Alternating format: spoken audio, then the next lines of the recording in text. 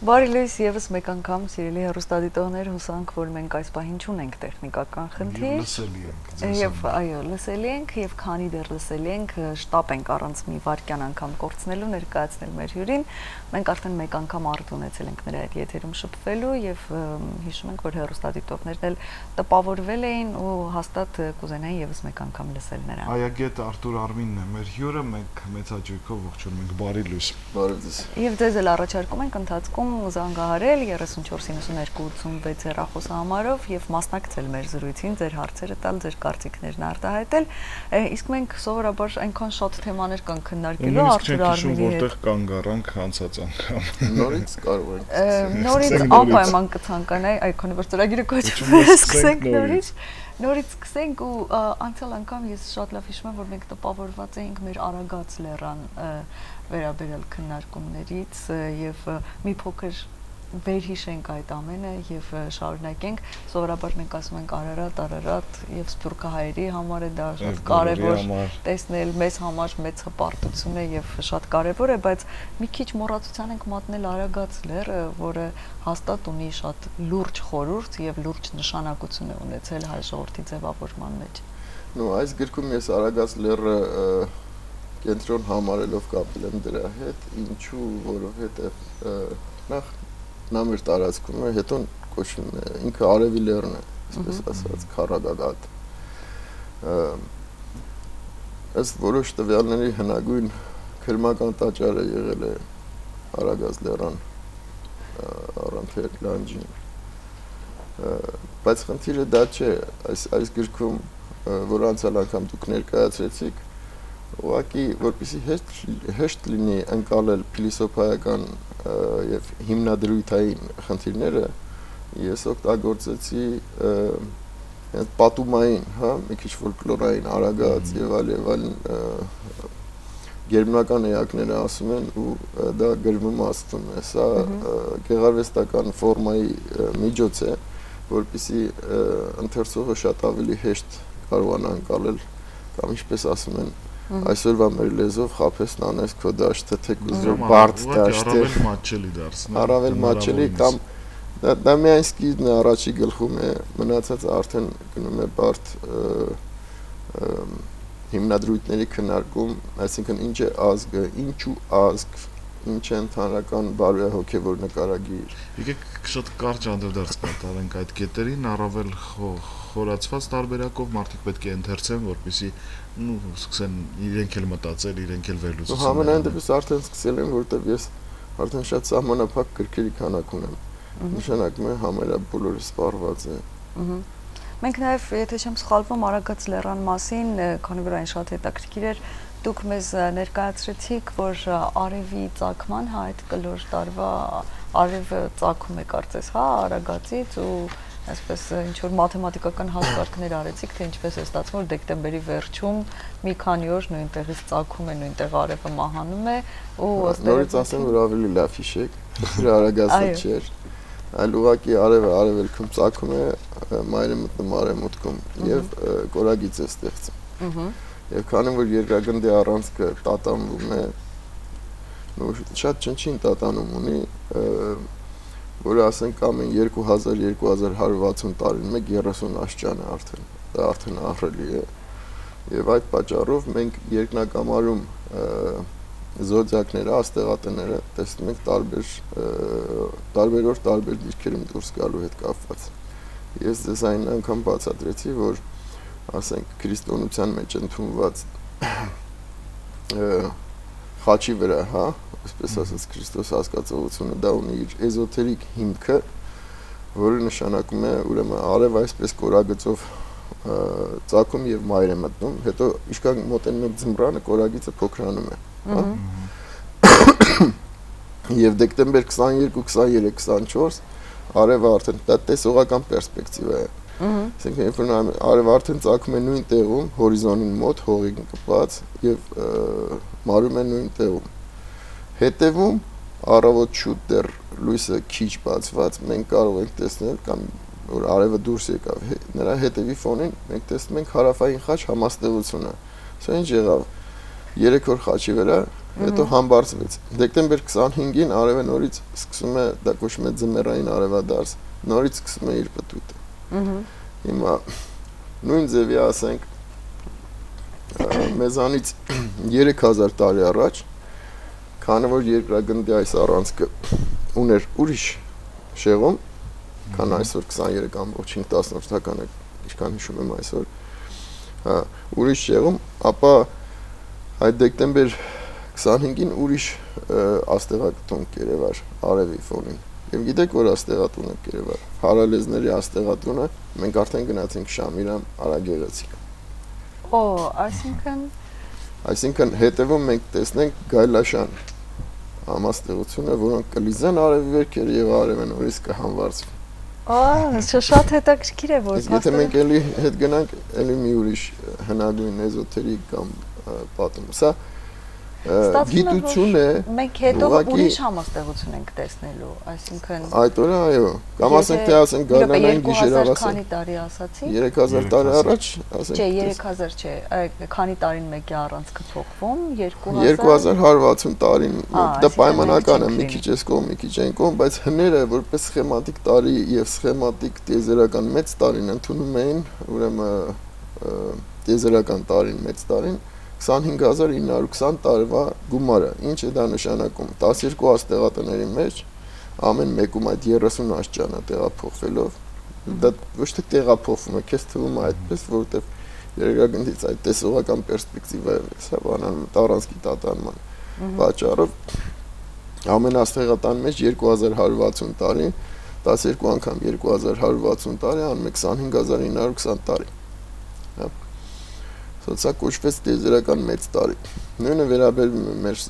Սասնա Ծռեր էպոսին, որի աշխատությունը դեռ 2007 թվականին էլի Երևան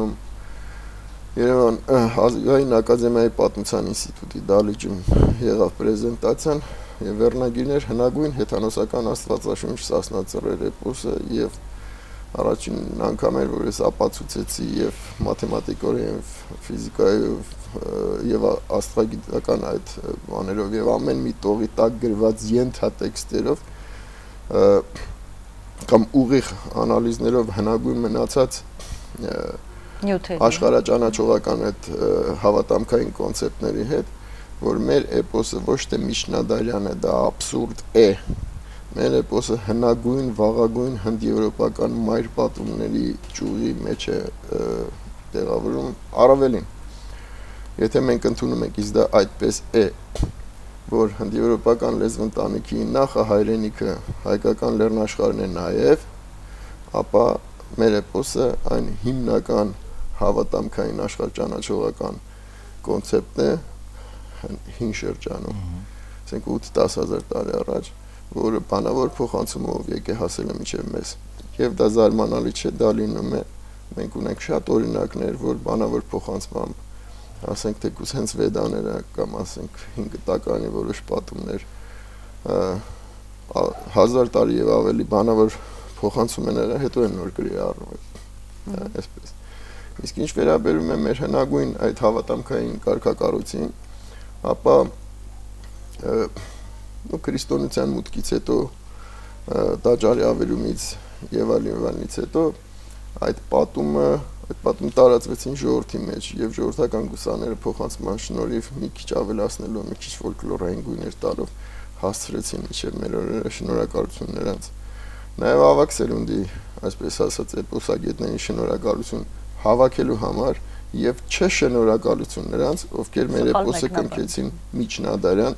այսօր կան կեղծարարներ։ Ես այնքան միամիտ չեմ, որ հավատամ, թե իրենք առանց հասկանալու են անում, գիրքեր լույս տեսնում Միացյալ Նահանգներում, այստեղից է հեղինակի անունները չտամ։ Մեկ էլ էպոսը արդեն տարել են 12-ից 14-րդ դար, մենք անցել ենք դպրոցում 7-ից 8-րդ դար, չէ։ Ասում եկեք բերենք սարքեք 21-րդ դար բրծեք, ինչ եք գիտի։ Այսինքն եւ պատմագիտության մեջ եւ մշակույթի մեջ, ամեն ինչի մեջ բոլորիս քաչ հայտնել կա քաղաքական միտում։ Նաեւ անշուշտ կա հների հին դպրոցի կարծրատիպը, որը շատ դժվար է քանդել ու նոր բան ասել։ Տեսեք օրինակ համար հենց թեկուս եգիպտոլոգիա է ասպարեզում հին դպրոցը հազարավոր դոկտորականներ են գրվել եւ Քյոփսիբուրգը 4500 տարեկան է։ Անտոնի Վեստ, Ռոբերտ Բուվալ, սրանք արդեն ոչ թե պատմաբաններ կամ բանասերներ են, այլ բարձրագույն կարգի ֆիզիկոսներ, ինժեներներ եւ այլն։ Սրանք լրիվ նոր մոտեցում ունեցան այդ ամեն ինչի։ Եվ շատ ճշգրիտ, գերճշգրիտ գիտական մոտեցում, այսինքն օրինակ համար բուրգի քարերը վերևի մասի, հա, այսպես ասած, մի բազմաթիվ կտորներ կոտրելով ուղարկեցին տարբեր լաբորատորիաներ չգիտեին ինչ քար են եւ այլն, բոլորը թաքնագրված, ճիշտ համարակալված եւ այլն։ Պատասխանը եկավ, որ ջրային նստվածքներ կան այդ քարի մեջ, նշանակում է այդ բուրգի ժամանակին եղել է ջրի տակ, երբ դա կարող է լինել, մի խոսքով գեոֆիզիկան, երկրաբանությունը եւ այլն, այս մասնագետները ապացուցեցին, որ եգիպտական բուրգը մի քանի անգամ շատ ավելի հին է, քան միջ այդ եղած կարծրատիպը 4500 տարեկան։ Ինչ է ասած, բայց միջև առ այսօր, ասենք համաշխարհային ակադեմիական, այսպես ասած, կարծիքը համառորեն մարտնչում է։ Անկախ նրանից, որ գիտական փաստերը ուրիշ բան են ասում, բայց ինչպես կարելի է, դոկտորականներ, ուսանողներ, մագիստրներ են մեծացել ինչ որ։ Վերջի հաշվով դա իրենց հացն է կամ ինչ ասեմ, այս է։ Կարիերային վերջից դնում։ Ճշգրիտ բան կա, ասում է, որևէ համակարգային նոր արարություն փոփոխության հետ կապված հայտնագործությունից մինչև երբ որ գնում է դպրոցական դասագիր տևում է 35-ից 45 տարի։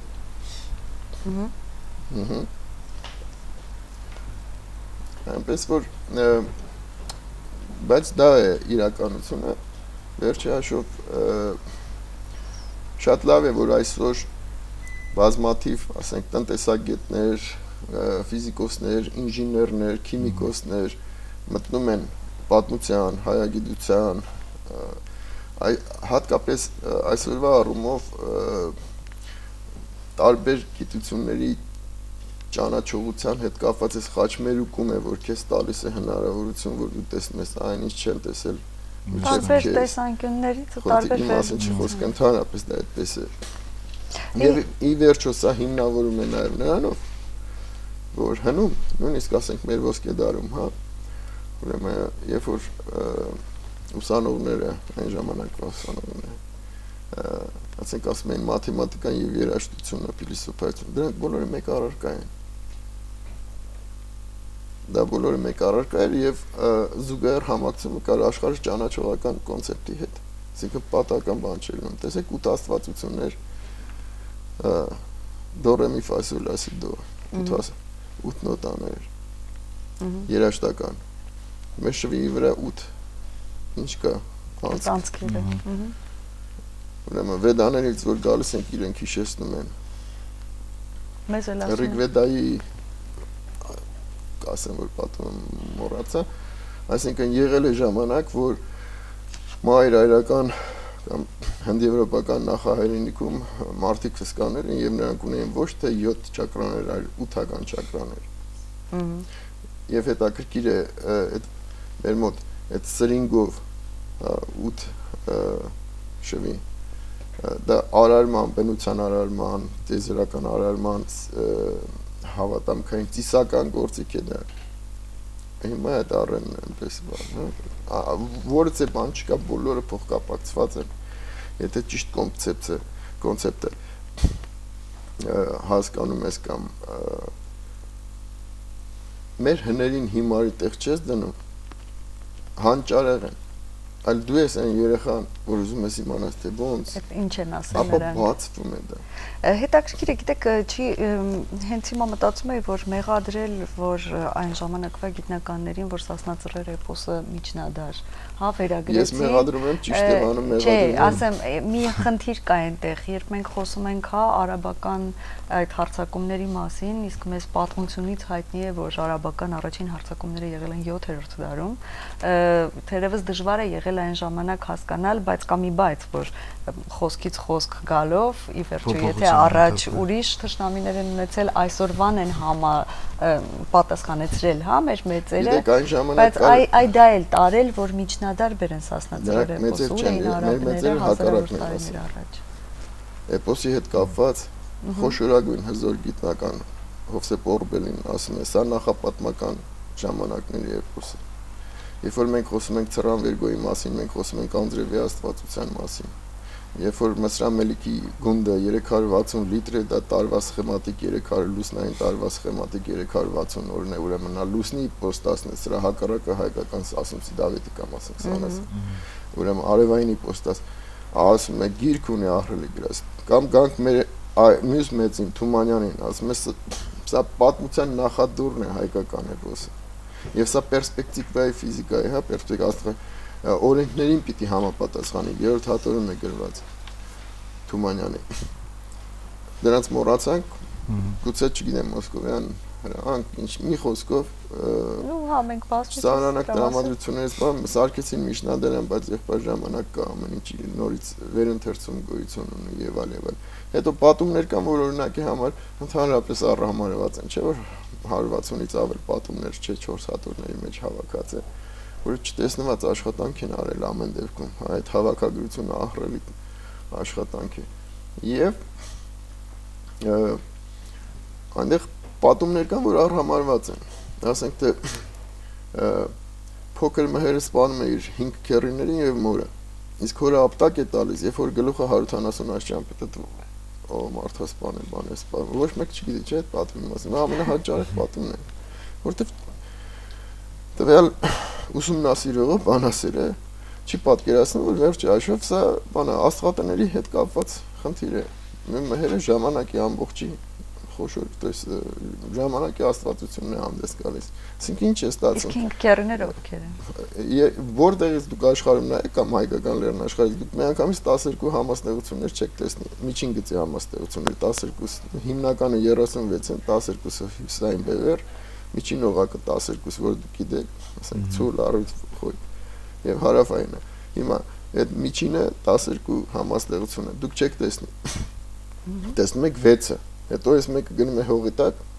հաջորդն է գալիս։ Եվ այսպես շարունակ։ Հիմա, չէ։ Մենք տեսնում ենք 6։ Հիմա ինչ է ստացվում։ 5 արական աստեղատներից հետո գալիս է կույսի համաստեղությունը։ Յուրաքանչյուրը որոշակի ժամանակ հետո անցնում է հորիզոնի տակ, մենք էլ չենք տեսնում։ Ոչ թե ինքն է անցնում, ուղղակի մենք ենք պտտվում, չէ։ Այս 5-ին սպանելուց հետո մայրը պետք է գա, չէ, 6-րդ հետևից մյուսներն են գալիս, հա, ինչ ստացվեց, մհերը սպանեց 5 քեռիներին, նաև մորը, հայրը եկավ, Դավիթը որպես արևն է հաց, ապտակում է, ասում է, այ թաղեմ քեզ, այս քեռիներից սպանի իր կնոջը սպանեցիր եւ այլ, ասենք, հա, սա Զարյանում է մհերը, մի հատ էլ հորն է ապտակում, գլուխ 170 աշճամփ, մի հատ տող կա, դրանից հետո արևկլներ այնտեղ, որտեղ մայր կմտներ Մայրը մտնել այնտեղ, որտեղ կելնի։ Պարզ է արդեն արևի արևադարձի մասին է խոսքը։ Բայց չհասկանալով մենք դրան փորձում ենք, մենք փորձել են, այսպես ասած, չտեսնել, այդ ինչ անուն ասես կպցնելով ասենք, թե չարություն, սատանություն չէ, եղբայրտեղ պարզ, ուրեմն ներկայացված է երկրագնդի առանցքի տատանման փուլային ուրեմն շրջապատուտի եւ այլի մասին է խոսքը։ Կամ օրինակ ես նայեցի եւ շատ ուրախ եմ Սարգիս Այվազյանների քրավիրը, որին շատ սիրում եւ հարգում եմ, Ուրարտերեն հայերեն պատմահամատական քերականության գրքի հեղինակը եւ մհերի դրան մասին ասեց հարցրեցիք ինքը ասեց որ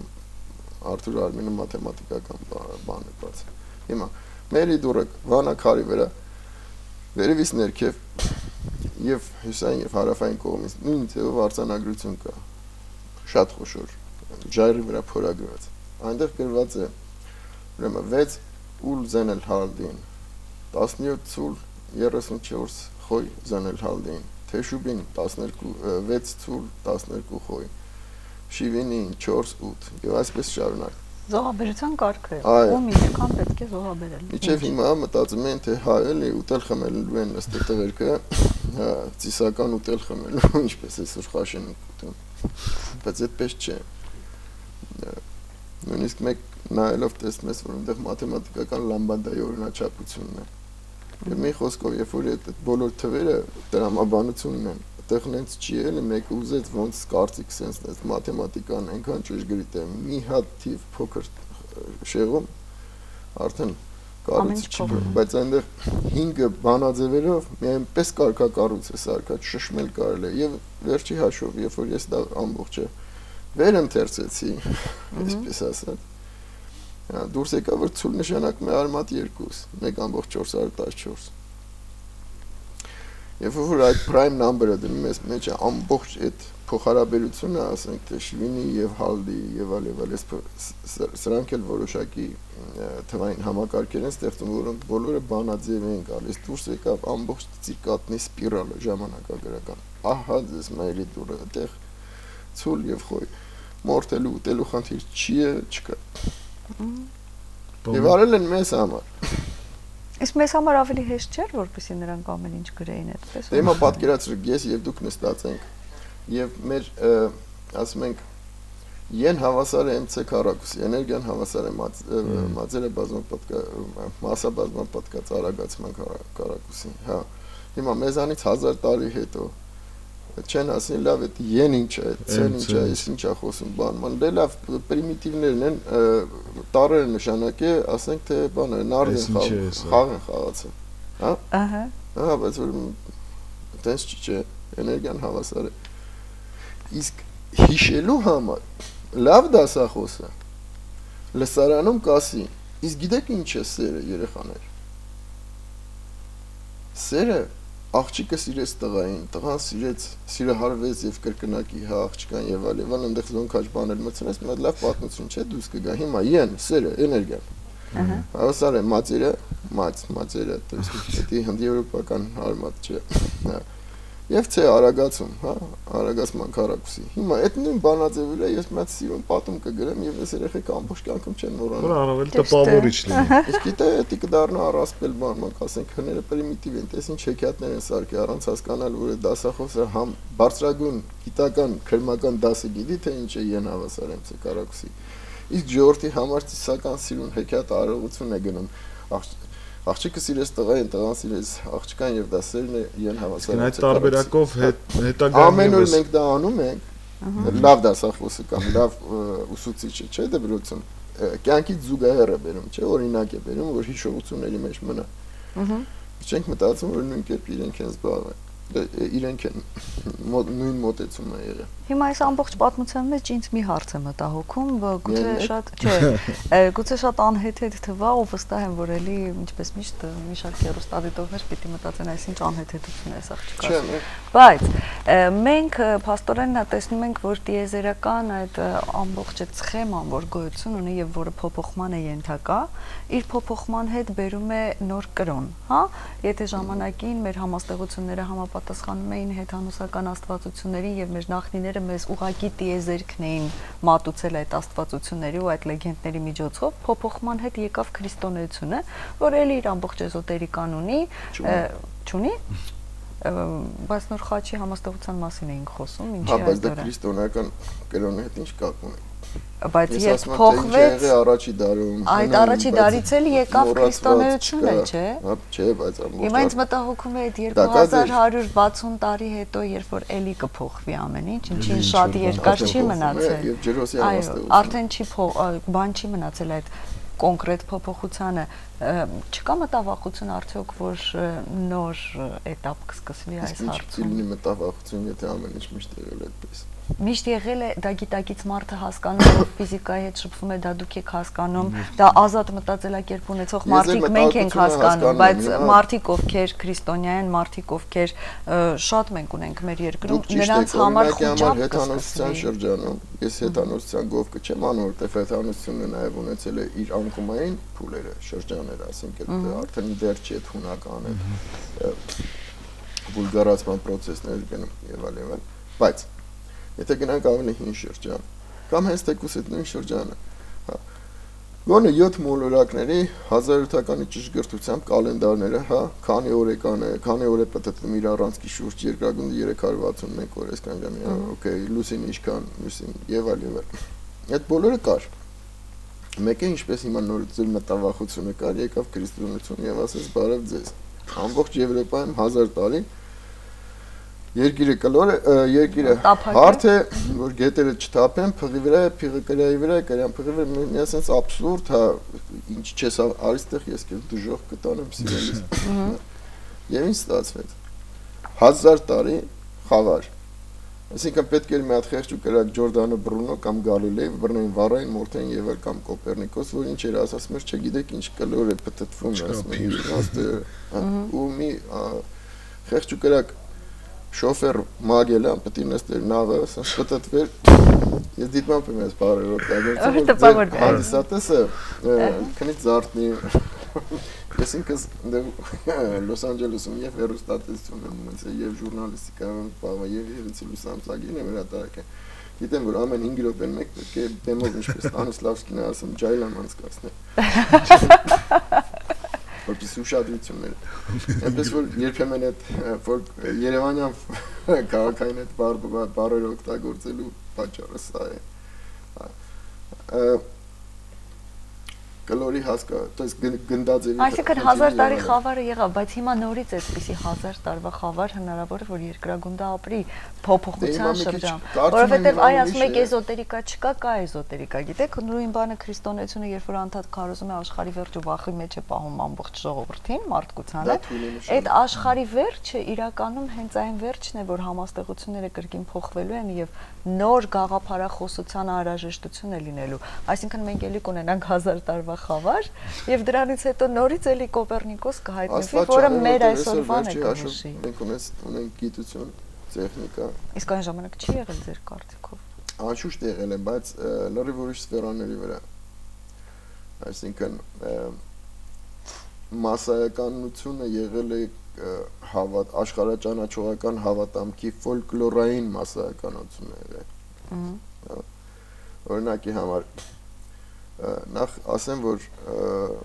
այդ շրջանում բազմաստվածություն հասկացողությունը սխալ են կարված, այդպես չի մեկ աստվածություն էր։ Հենց թեկուզ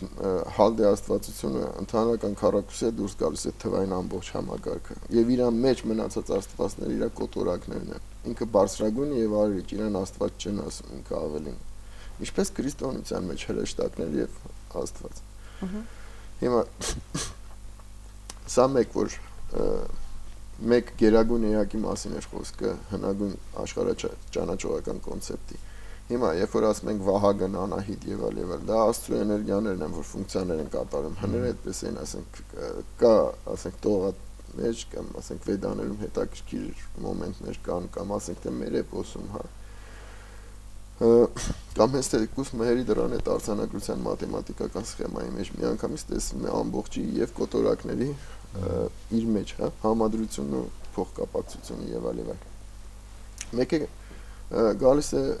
մեկ ուրիշ սերունդ, ասենք, հա, եւ միանգամից փորձում է կրճատել, դա չհասկանալով, հա, եւ այսպես կրճատումներով, հա, մենք սկսում ենք իջնել, դա կա, բայց այսօրվա գիտության զարգացման տեխնիկայի եւ այլ առումով արդյոք դա կլինի։ Ոչ մեկ չի կարող ասել։ Վերջի հաշվով փաստ է, որ երկրագնդի բնակչության 90-95%-ին պետք է ոչ թե ես ինքս հավատացյալ չասենք համոզյալ եմ, որ գոյություն ունի հոգի եւ այլ, արարչություն, բայց հեքիաթի կողմնակից չեմ, այսինքն հեքիաթ ասելով լավ հեքիաթն է լավ բան է, այդ իմաստով չի, այսինքն պրիմիտիվ ինչ-որ աշխարհաճանաչողական, հարթ է երկրագունդ է, որ գետերը չթափեն, հա, նույնն էլ հավատամքի կամ աստված ձմեռ պապին է ձեր փայտով կամ նման մի բան դրանք։ Հիմա, բայց տեսեք ինչ են արել իմ կարծիքով։ Հա, Անահիտ կամ Աֆրոդիտե գեղեցկության աստվածություն, դա էներգիա է, հա, սիրո եւ այլ, բայց այն ժողովուրդը որպեսզի դա հասկանա, նրան ինչ է պետք տեսողական շոշափում։ Ուրեմն պետք է արցանը դնել ինքն էլ տակը չոքի։ Ամեն ինչ եղավ։ Եվ մենք դրանից այսօր առաջ չենք գնացել։ Դա կլինի բուդդիզմ, կլինի քրիստոնեություն, թե ինչ-ինչոց, այսինքն կա մի տեղ, որտեղ կարճ ասած արդեն ինչ որ մի բանից պատրաստված է, փայտ կլինի, քար կլինի, բան, վիզուալ ինչ-որ բան պիտի լինի, որ ինքը գա ու փորձի կա ձեռնափայտ է ինչ-որ տեղ, որ գա կենտրոնանալ, ասպես ասեմ, իրեն կենտրոնացման համար կոնկրետ նյութ է պետք։ Հիշում եք այդ անեկդոտը։ Ջայլամի պահը եկավ։ Չէ, որ դա բանը գալիս խնդրում է, ասում է, ես եմ ուզում եւ այլ վրացու անեկդոտը, ասում է, ռուսը գալիս ասում է, ող եմ ուզում, 3 բանը վրացին ասում է, ավտոմեքենա եմ ուզում, 3 ռուբլին գրպանից հանում, ասում է, բանը Միշեղի ասում է, գնաս։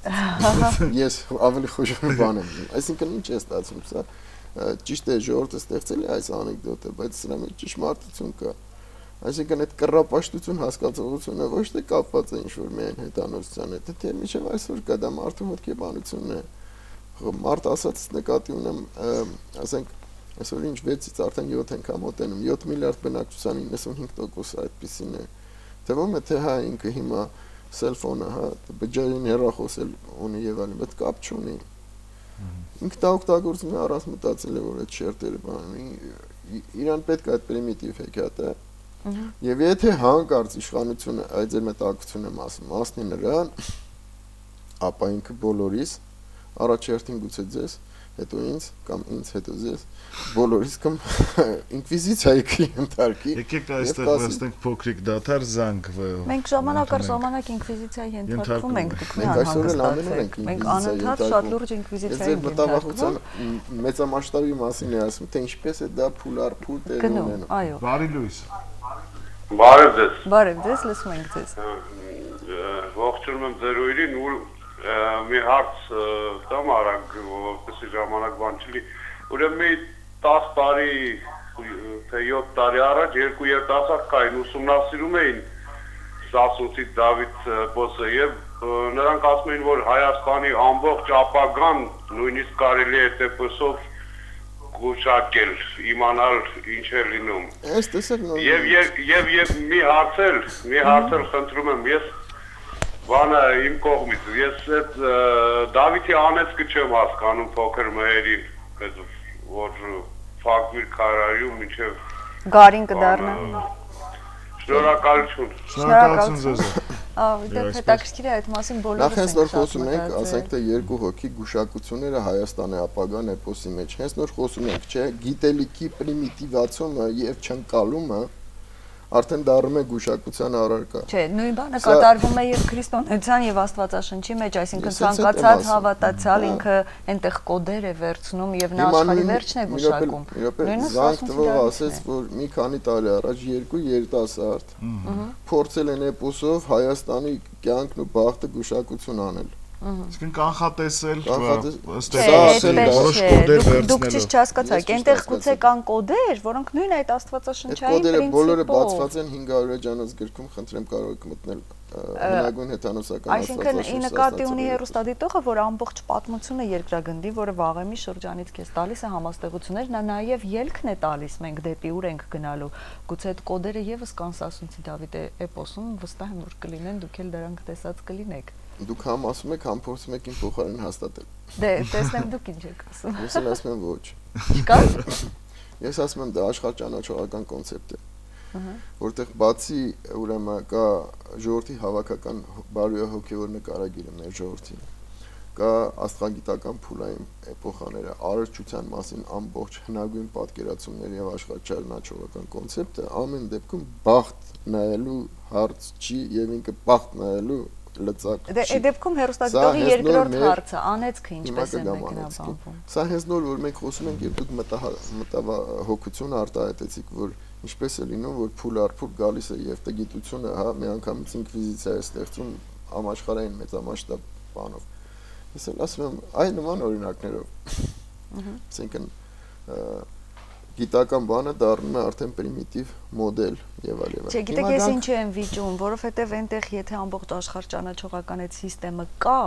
ապա կա նաեւ ելքը, չէ, հաստատ դեպի ուր է գնալու։ Կլինի ինչ որ տարբերակով, փուլերը նշված կլինեն։ Հաստատ մեր նախնիները չեն եկել մինչեւ այսօր ու կանգ առել։ Նրանք մի քիչ էլ առաջ գնացած կլինեն, որ համաստեղությունից հետո էլի ինչ կլինի, ինչ կփոխվի։ Ես կարծում եմ, որ հերոստատիտողը դա է նկատի ուներ, այլ ոչ թե գուշակենք, լավ ենք ապրելու, վատ ենք ապրելու, մահանալու ենք, կործանվելու ենք։ Հիմա եթե օրինակի համար թերմոդինամիկա երկրորդ օրենքն ենք ցիտում, կամ ասենք թե փուլային շրջապտույտի եւ այլ կամ մասնագիտական կամ տեզերահարարման հավատամքային կոնցեպտի, որը կա ասենք թե մեր էպոսում, դա դեռ չի նշանակում, որ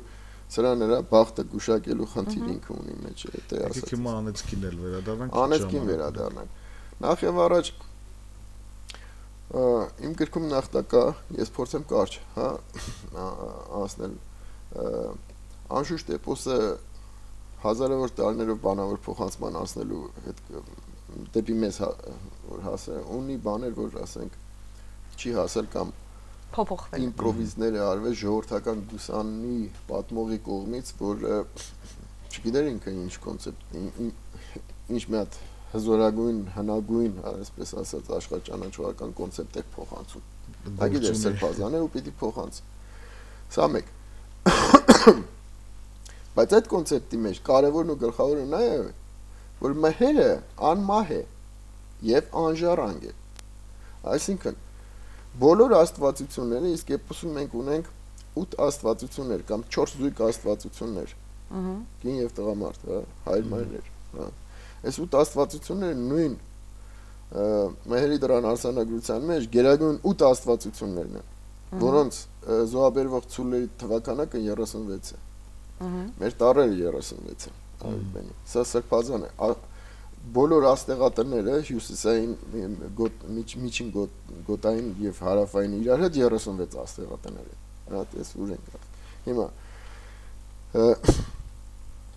սրանք բոլորը փուլ առ փուլ բերեցին կայացավ փոքր մահերը, որ ինքը տեզերական էակն է։ Ինքը ոգին է տեզերական քարի մեջ, մատերիայի մեջ, եւ արդեն դու ունես արդյունքը։ Բայց ինքը չունի շարունակություն։ Հա, դա արդեն մենք նոր տեզերքի մասին կխոսենք, էլի։ Դրա համար նա անմահ է եւ անժառանգ։ Հիմա այս կոնցեպտն է, ինքը հավերժ է, ինքը չունի մշտակա է, հա, եւ այսպես ասած ու չունի վերարտադրման փուլ, ինքը պետք է վերանա նորից վերածնվի։ Այս խնդիրը կա էպոսի մեջ եւ դա մեր էպոսի մեջ հստակ կա։ Հոգեվոր տեզերքում հոգում սպանում են դառնա վերածնվում է մատերիալ, ստեղ սպանում են հոգեա դառնում։ Այդ կա 7-րդ պատում առաջի հատոր։ Չտեսնված հանճարեղագույն պատում է։ Հիմա այդ կոնցեպտը կա։ Հիմա թե ինչ է մոռացվել եւ այստեղ արդեն անեցքի մոմենտով այդ կոնցեպտը ստացվում է Դավիթը անիծեց մահերին։ Սա ես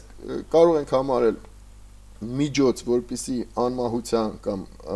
վերջնափուլի որպես արդյունք տեզերական էակ մահերին երկու ֆունկցիաները անմահ եւ անժառանգ միտելու, ցիտելու համար կարող ենք հասկանալ, որ ասենք թե մի ուրիշ մոտեցում է եղել, որը մոռացվել է, իսկ հետո ժողովրդական կամ չի հասկացվել ժողովրդական մեկնողի, հա, Կուսանի պատմողի կողմից եւ նա թեթև իմպրովիզար է ոնց հասկանա։ Կամ այն, որ դուք ասացիք, այդ գրքից մեջ կա երբ դուրս կգա մահերը քարից, երբ ծորեն լինի քանց մասուրմի, երբ մասուր լինի քանց ընկույզմի, սրանք բառացիորեն թվեր են, որովհետև եթե վերցնենք հնագույն հայկական թվային, հա, չափման միավորները, որը փայլուն տվել է Մանանդյանը երրորդ հատորը, ուրեմն ինչ է նշանակում գարի, դա թիվ է 8640, ինչ է նշանակում ծորեն, ինչ է նշանակում տեսնում ենք, չէ, այնտեղ բառացիորեն ասում է փուլային շրջապտույտի թվային համակարգը։ Բայց փաստորեն դուրս կգա։ Դուրս է գալիս, որ եւ տրամաբանական է, ինչ որ այսօր մեկնաբանել են, այսպես ասած, սովետական շրջանում եւ այլ։ Ինչ է ստացվում։ Այն ժամանակ դուրս կգա, երբ որ ամեն ինչ լավ լինի, լիություն լինի եւ այլ։ Էլ քեզ դուրս գալի։ Այսինքն տեսեք տրամաբանականը չի շահկապվում, միջև այժմ դա ուտելիքի բարության, լիության հետ կապելը տրամաբանորեն չի հիմնավորվում։ Բայց եթե հասկանում ես լավ ինչի ծորեն, ինչի մասուր, հա, ինչի գարի, ինչ նայում ես, ասենք Մանանձյանի մոտ եւ տեսնում ես դրանք բոլոր թվերը դնում ես մեջ, տեսնում ես որտեղից որտեղ է գալիս եւ տեսնում ես ամբողջ Շնորհակալություն, մեծ հուշում եմ ժամանակը։ Շատ հետաքրքիր զրույց էր, անչափ շնորհակալ ենք ձեզ։ Այ այդ Սասունցի Դավթի մեկնաբանությունները որ գրքում կարող են գտնել որտեղից։ Ես ունեմ կայքեր, կոչվում է arthurarmin.com arthurarmin.com .com եւ իմ բոլոր գրքերը բացի այս վերջի գիրքը, սա մի ժամանակ հետո կդրվի, ուրեմն PDF ֆայլով, տակը տառեր կան, որ կարող պետք է բեռնել, բոլոր գրքերս անվճար բաց կարող եմ բացել եւ ընթերցել։ Շնորհակալություն։ arthurarmin.com այնտեղ մուտք գործեք ինտերնետային կայք եւ եթե ձեզ հետաքրքրում է, իսկ վստահ ենք որ հետաքրքրում է, մանրամասն ամեն ինչ կիմանաք, մենք բարբերաբար կհրավիրենք, երբ որ Arthur Armin-ը կլինի Հայաստանում։ Կհանդիպենք քիչ անց։